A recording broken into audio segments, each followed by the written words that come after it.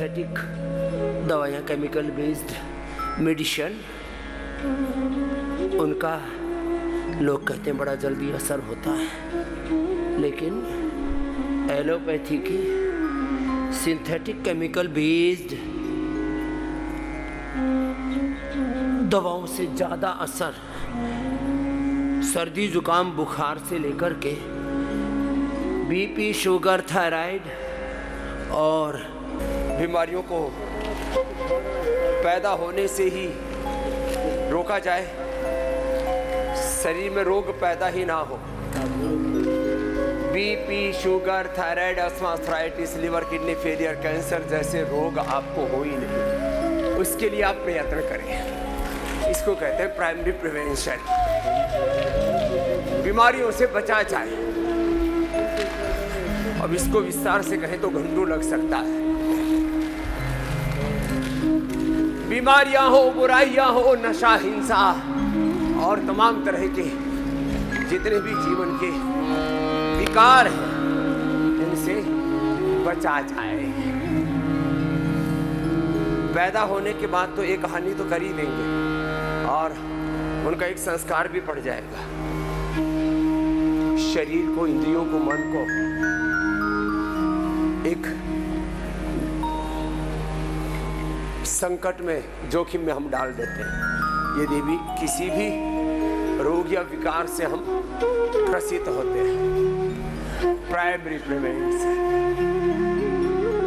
Secondary prevention, एक बार किसी कारण से बीपी, शुगर बढ़ गया, थायराइड बढ़ा हुआ आ गया, कोलेस्ट्रॉल बढ़ा हुआ आ गया, एक बार किसी कारण से ब्रेन स्ट्रोक, हार्ट अटैक हो गया, एक बार कैंसर हो गया, आजकल तो एक बार वेट बढ़ गया, सारी बीमारियां ज्यादातर लोगों को हो ही जा रही है ना कोई प्रॉब्लम, तो दोबारा से वो प्रॉब्लम ना आए, ये बहुत बड़ा चैलेंज है। योग, आयुर्वेद, नेचुरोपैथी के सनातन जीवन पद्धति की जो तौर तरीके हैं, उनको हम अपनाते हैं तो बीमारियों से बच जाते हैं, सब रोगों से पूर्णतः मुक्त रह सकते हैं। योग युक्त, रोग मुक्त होकर के, दुख मुक्त होकर के, दारिद्र्य से, सब प्रकार के हिंसा, झूठ आदि विकारों से मुक्त होकर के जी सकते हैं।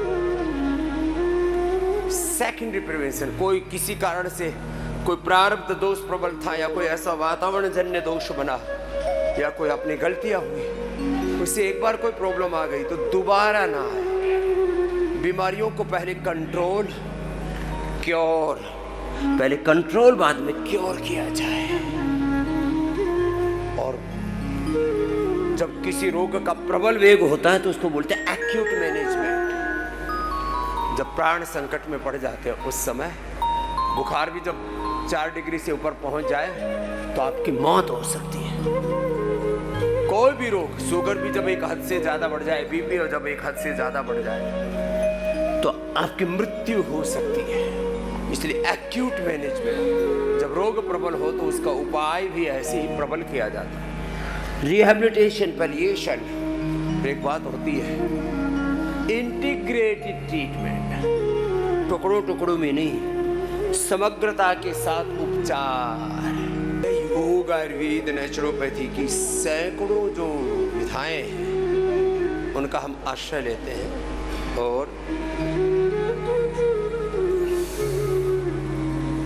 रोगों को जड़ से कैसे खत्म किया जाए। जो संवाद है बड़ा महत्वपूर्ण है, सिद्धांत बहुत बड़े हैं, जरा सुनिए। एलोपैथी में है, ये जो सारे उद्देश्य बताए, इन सब में एलोपैथी से ज्यादा इफेक्टिव योग, आयुर्वेद, नेचुरोपैथी क्यों है, जरा अब सुनिए। वह है केवल सिम्प्टोमेटिक ट्रीटमेंट। जो भी बीमारियों के संकेत उभरते हैं, बीमारियों के लक्षण उभरते हैं, भीतर से इंडिकेशन आता है कि सब कुछ ठीक ठाक नहीं चल रहा है, संभल जाओ, हम उन संकेतों को ही खत्म कर देते हैं। सिम्प्टोमेटिक ट्रीटमेंट श्रेष्ठ नहीं है, सिस्टेमिक। जिस कारण से लक्षण उभर रहे हैं, जैसे जिस कारण से ब्लड प्रेशर बढ़ रहा है, जिस कारण से शुगर बढ़ रहा है, जिस कारण से लीवर की किडनी की प्रॉब्लम है, जिस कारण से मोटापा है, थायराइड के कारण से, तो थायराइड को ठीक करो। मेटाबॉलिज्म ठीक नहीं है तो उसको ठीक करो। भोजन ज़्यादा है तो उसको ठीक करो। Over eating, less physical exercise है तो उसको ठीक करो। एपोप्टोसिस गड़बड़ है तो उसको ठीक करो। लाइपोजेनेसिस, लाइपोलाइसिस गड़बड़ है, लाइपोजेनेसिस बढ़ गया, लाइपोलाइसिस कम हो गया है तो लाइपोजेनेसिस को कम करो, लाइपोलाइसिस को बढ़ाओ, मोटापा ठीक हो जाएगा। थायराइड को नियंत्रित करो, भोजन को नियंत्रित करो। फिर कैंसर है तो we are providing integrated yoga practice, integrated treatment, integrated lifestyle, integrated solutions for all problems, for all diseases. Targeted और integrated, symptomatic और systemic। फिर जिस कारण से रोग होते हैं, मूल कारण stress is the main cause of all diseases. प्रत्याघात स्ट्रेस को हटाते हैं, इन्फ्लेमेशंस को हटाते हैं। Inflammation is the main cause of all disease. Inflammation is the root cause of all diseases. Stress is the root cause of all diseases. Less physical exercise, over eating, unhealthy eating, bad habits are the root cause of all diseases. जिन कारणों से रोग होते हैं उन सब कारणों को हटा लेते हैं और मात्र रोगों के कारणों का ही नहीं निवारण करते। जिस कारण से रोग है, दुख है, जीवन में विकार है, उन सबको हटाते हैं। योग आयुर्वेद नेचुरोपैथी का ट्रीटमेंट सिम्टोमेटिक भी है, सिस्टेमिक भी है, टारगेटेड है, इंटीग्रेटेड भी है। फिर वो लॉन्जिविटी के लिए, इम्यूनिटी के लिए है। कमजोरी ही बीमारी है, मैं कई बार इस शब्द को कहता हूँ। तो हम पूरे शरीर की कमजोरी तो योग से, आयुर्वेद से दूर करते हैं। उसका अब क्रमशः सिलसिलेवार तरीके से उसका व्याख्यान कर रहा हूँ, जरा सुनिए। पूरे शरीर की इम्यूनिटी कमजोर है तो इम्यूनोग्रिड, बॉडी इम्यूनोग्रिड गोल्ड, अश्वशिला, स्वर्णशिला शीत, न्यूट्रिला डेली एक्टिव या कोई और vitamin D, B12, calcium, iron, omega, किसी भी तत्व की अलग अलग प्रकार के विटामिन की डिफिशियंसी से भी बहुत रोग हो जाते हैं। विटामिन डी की डेफिशिएंसी से बहुत ज़्यादा कम या बहुत ज़्यादा बढ़ने से कैंसर जैसा रोग हो सकता है, हड्डियाँ कमजोर हो सकती है। ऑस्टियोपेनिया, ऑस्टियोपोरोसिस पर आर्थराइटिस, रूमेटॉइड आर्थराइटिस, अंदर से कार्टिलेज का खिंचना, पूरा कंकाल तंत्र का कंगाल तंत्र हो जाना, स्केलेटन सिस्टम पूरा अंदर से टूट फूट जाता है। विटामिन B12 काफ़ी लंबे समय तक कम रहे तो ब्रेन नर्वस सिस्टम के, मैग्नीशियम बहुत लंबे समय तक कम रहे तो ब्रेन नर्वस सिस्टम के, विटामिन C बहुत लंबे समय तक कम रहे तो पूरी इम्यूनिटी ध्वस्त हो जाती है। आयरन कम होने से, प्रोटीन की डेफिशिएंसी से पूरा शरीर की कोशिकाएं उनमें टूट फूट मच जाएगी। कोलेजन कम होने से आपकी चमड़ी बुढ़िया जाएगी। ओमेगा की कमी होने से दिमाग का ही दिवालिया निकल जाएगा। अब हमने लीवोग्रिड दिया, उससे लीवर के फंक्शन तो अच्छे होंगे ही, माने fatty liver, liver services, hepatitis, जो भी लीवर की गड़बड़ियाँ हैं सब ठीक होंगी। सिम्टम्स भी, और पूरे अंदर की उसकी प्रक्रिया, अंतः कार्य पद्धति, अंतः क्रिया प्रणाली, इंटरनल सिस्टम अच्छा हो जाएगा लीवर का। लो, तो ये इंटीग्रेटेड ट्रीटमेंट हो गया, ये सिम्टोमेटिक सिस्टेमिक ट्रीटमेंट। उसके साथ साथ लीवर की औषधि लेने से कोलेस्ट्रॉल भी ठीक रहेगा। जब लीवर फंक्शन ठीक रहेगा कोलेस्ट्रॉल भी ठीक रहेगा। लीवर फंक्शन अच्छे होने से खून भी अच्छा बनेगा, खून की कमी नहीं होगी। लीवर फंक्शन अच्छा होने से भूख भी अच्छी लगेगी, शरीर में कोई डेफिशिएंसी, कुपोषण नहीं होगा। लीवर फंक्शन अच्छा होने से शरीर में रस रक्त मांस मेद अस्थि मज्जा ओज तेज रहेगा। लीवर फंक्शन अच्छा होने से आपकी प्रोडक्टिविटी अच्छी होगी। ऐसे ही सेम, अब जैसे किसी खून की कमी होती है तो हमको उसको लिवोग्रिट, रीनोग्रिट और हीमोग्रिट एक साथ दे देते हैं। हीमोग्रिट वटी और जूस लो। प्लेटलेट कम है तो भी लीवर किडनी के फंक्शन ठीक होना जरूरी है। तो हम लिवोग्रिट से, रीनोग्रिट से लीवर किडनी के तो फंक्शन अच्छे करते हैं, पूरी बॉडी की फंक्शनिंग अच्छी होती है। इसको कहते हैं इंटीग्रेटेड ट्रीटमेंट। और वो लॉन्जिविटी, इम्यूनिटी का भी काम करता है। उससे पूरे शरीर की सिग्नलिंग अच्छी होती है, पूरे शरीर की अंतःक्रियाएं ठीक होती हैं। एक साथ पंच महाभूत, पंच महाभूतों से, पंच तन्मात्राओं से निर्मित पंच ज्ञानेन्द्रिय, पंच कर्मेंद्रिय, अंतःकरण चतुष्ट और हमारा चित्त 72 करोड़ 72 लाख 10,201 नाड़ियाँ, अष्ट चक्र, 9 द्वार, 37 ट्रिलियन सेल्स को रिपेयर करते हैं। और कहीं डीजनरेट हुए तो उनको रिजुविनेट करते हैं। लो, रिजुविनेशन ये एलोपैथी में पॉसिबल ही नहीं है, ये है महिमा। हम लिवोग्रिड से पूरे लिवर की फंक्शनिंग और उसके साथ पूरी बॉडी की फंक्शनिंग अच्छी करते हैं। रीनोग्रिड से किडनी और किडनी की फंक्शनिंग के साथ पूरी बॉडी की फंक्शनिंग्स को भी अलाइन करते हैं। अलाइनमेंट पूरी बॉडी का, माइंड का, थॉट्स का, इमोशंस का। शरीर एक बहुत ही कॉम्प्लेक्स रचना है। This body is a incredible composition of Almighty. This body is a very complex system, complex creation of Almighty. बड़ा जबरदस्त है, बहुत ही ज़्यादा गहरा ताना बाना है शरीर का। बड़े बड़े वैज्ञानिक चकरा जाते हैं, कितना ज़बरदस्त है शरीर का तंत्र। इधर लिवोग्रिड दे रहे लिवर के लिए, रीनोग्रिड दे रहे किडनी के लिए, शुगर के लिए दे रहे मधुनाशिनी मधुग्रिड, बीपी के लिए मुक्तावटिया, बीपी ग्रिड, थायराइड के लिए थायरोग्रिड, ओबेसिटी के लिए मेदो और वेट गो, कोलेस्ट्रॉल के लिए लिपिडोम, हार्ट के लिए कार्डियोग्रिड, हृदयामृत, मस्तिष्क के लिए मेधावटी, मेमोरी ग्रिड, ओमेगा आदि, ब्रेन नर्वस सिस्टम के लिए न्यूरोग्रिड, इम्यूनोग्रिड आदि। आपको आज पूरे योग की, आयुर्वेद की शिक्षा दीक्षा दे रहे। जिन बीमारियों का नाम सुन करके हम डरे हुए हैं, कैंसर, अरे एपोप्टोसिस ठीक हो जाएगा, कैंसर ठीक हो जाएगा, उसके लिए क्या करना है? योगाभ्यास करो, अपने खान पान को ठीक कर लो, सिस्टोग्रिड, डायमंड, ओरोग्रिड, anti cancerous, juice anti cancerous diet बढ़ता है, ठीक कर लो, ठीक हो जाएगा। बीमारी बड़ी नहीं, रोग बड़ा नहीं, योग बड़ा है। गुरु भगवान का आश्रय बड़ा है। भगवान तो सर्वज्ञ सर्वशक्तिमान है, परम दयालु, परम कारुणिक।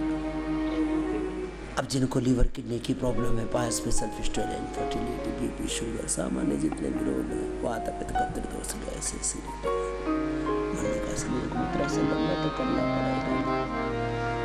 फिर साथ में औषधि व इनफर्टिलिटी है तो संतति सुधा, फलकृत, नारी कांति, माँ बहन बेटियों को, पुरुषों को योग नामृत, योग बवासीर के लिए, हर्षों के लिए। लगभग 99% लोगों की आदत होगी। माँ बाप तो बोलते ही रहते हैं, गुरुजी तो बोलते ही रहते हैं, करना तो अपने को वही है जो अपने को अच्छा लगता है। अपने को जो अच्छा लगे, अच्छा लगने में और अच्छा होने में फ़र्क है। दारू वालों को दारू बड़ी अच्छी लगती है, सुल्फइयों को, नशेड़ियों को, गजेड़ियों को, भंगड़ियों को, अफीमचियों को अफीम बड़ा अच्छा लगता है। कामनी कंचन में जिनका चित्त लगा हुआ है उनको भोग विलास बड़े अच्छे लगते हैं, लेकिन वो उनके लिए अच्छे होते नहीं हैं। शुगर की बीमारी हो गई, उनको मिठाई बड़े अच्छे लगते हैं, लड्डू, जलेबी, रसगुल्ले, गोलगप्पे, सब देख देख करके उनके मुंह में लड्डू फूटते रहते हैं। अब अरे भैया, तेरे को शुगर की बीमारी, तेरे लिए लड्डू अच्छा नहीं है, लड्डू अच्छा है बाबा रामदेव के लिए। हम गोंद का लड्डू खाएं, हम जलेबी खाएं, कुछ भी खाएं, तो हमारी तरह से 4 घंटे मेहनत कर ले, फिर तू भी खा। तो लड्डू अच्छा होना और अच्छा लगना आपके लिए अच्छा नहीं है। जिनको पहले से ही बवासीर हो रखी है, मिर्ची के पकोड़े खा लिए तो नीचे मिर्ची लगेगी, फिर ये याद रख ले। अच्छा लगने में और अच्छा होने में फर्क है। अरे तेरी भुजिया बन रही है, तू तला जा रहा है, पिला जा रहा है, तू खाना नहीं खा रहा, खाना तुझको खा रहा है पगले। तू शुगर चीनी नहीं खा रहा, शुगर चीनी तुझे खा रही है, मीठा तुझे खा रहा है। तू मुटिया गया है, तेरा कोलेस्ट्रॉल बढ़ गया है, तेरा बीपी शुगर बढ़ा हुआ है, तेरा लीवर किडनी का भट्ठा बैठा हुआ है। खाना हमको नहीं खा रहा, हम खाने को नहीं खा रहे, खाना हमको खा रहा है। वक्त को, काल को हम काट नहीं रहे। बोले क्या हाल है भाई साहब? बोले बस काल कट रहा है। अरे काल तुमको काट रहा है बेवकूफ, उल्टा पुल्टा चल रहा है जिंदगी में। इसलिए गुरु की बात मान ले, बड़ों की बात मान ले। अब देखो, सप्ताह में एक बार कम से कम हवन करो। हमारी बिटिया इधर हवन कर रही है, कर लो। यहां तो रोज हवन होता है।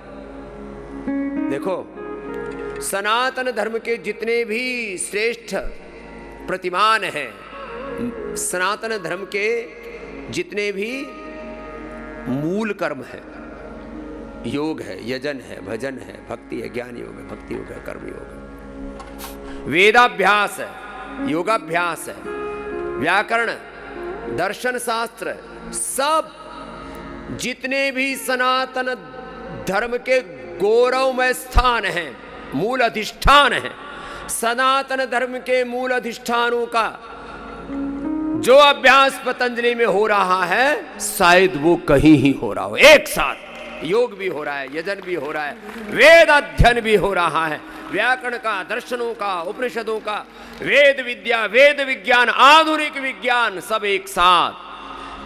वैदिक कृषि विज्ञान, वैदिक शिक्षा, वैदिक चिकित्सा, वैदिक जीवन पद्धति, वेदानुकूल सारे कार्य कहीं पर हो रहे हैं।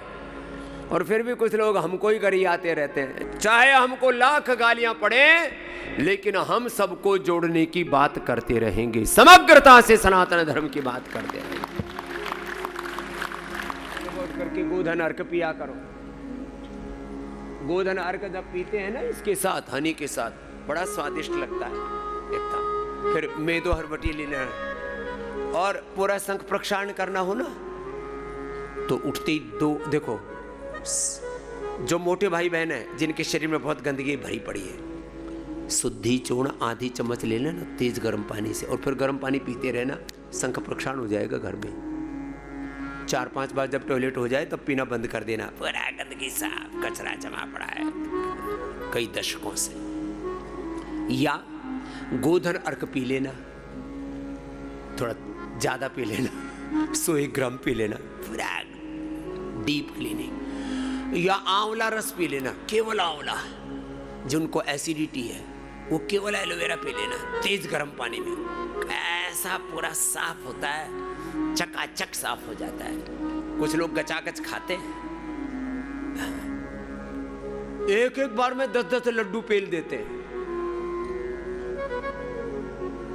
फिर 10-20 गोलगप्पे खा जाते हैं, तो 1-1, 2-2 किलो राशन पेल लेते हैं। बोले जी इसके बिना तो संतुष्टि सी नहीं होती।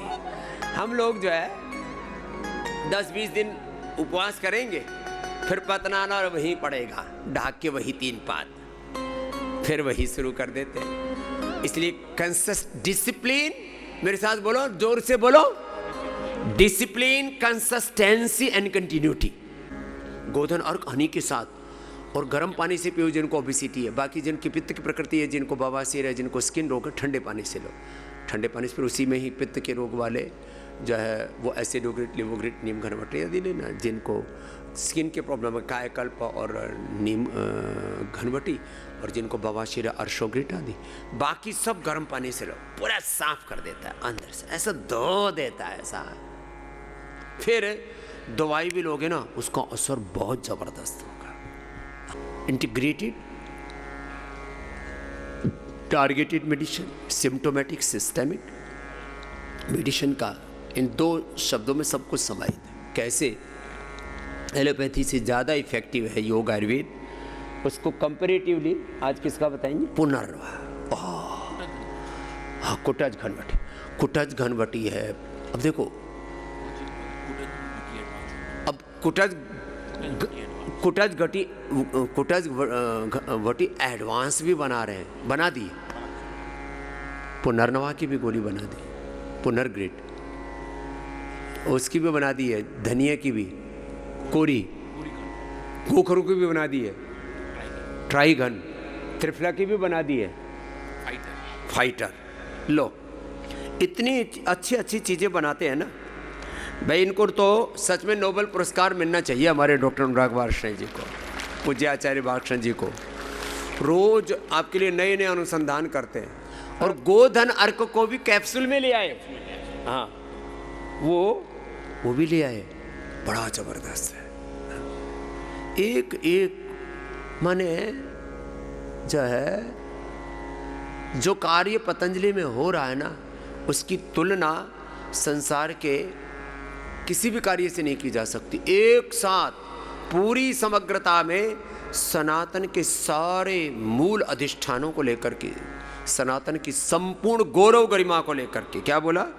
सनातन की संपूर्ण गौरव गरिमा को लेकर के, संपूर्ण गौरव उसकी गरिमा को लेकर के, गौरव गरिमा, सनातन की संपूर्ण महिमा को लेकर के, संपूर्ण सनातन की संपूर्ण मूल तत्वों को लेकर के बहुत जबरदस्त काम कर रहे हैं। परिवार के जन, परिजन, स्वजन, अपने गांव, शहर, गली मोहल्ला के लोग, उनको बोलो 180029611111 पर संपर्क कर लो भाई। घर बैठे सब औषधि पालो, ओडरमी से सब उपचार पालो, निःशुल्क परामर्श कर लो।